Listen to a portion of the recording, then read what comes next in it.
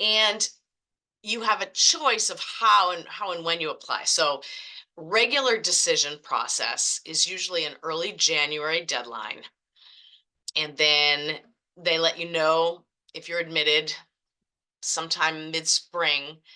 And of course, you have to let a college know that you're going to attend by the national decision deadline, which is May 1st. But many, many colleges now have some early programs, one being early action, which just means they have admissions deadlines in November, December. And that means you also find out if you've been admitted earlier, sometimes before winter break, which is a nice feeling to just know that you've been admitted some places. So many, many students take advantage of that at this point. But then you still don't have to let those colleges know until May 1st. This third one, early decision, is something very specific. So early decision means that you apply early in November or December, and by applying early decision, you are telling that college, if you admit me, I will attend.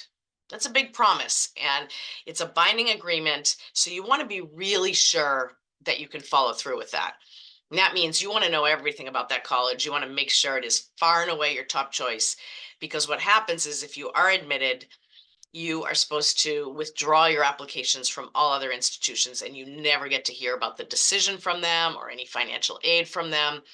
So you're making a decision a little bit blindly, but you're letting that college know that you're really interested and that you will attend. The money piece is a little tricky with that.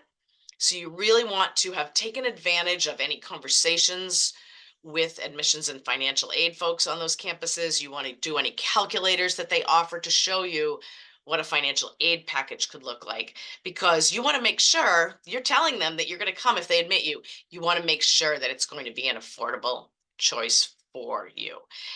So just think carefully about that early decision.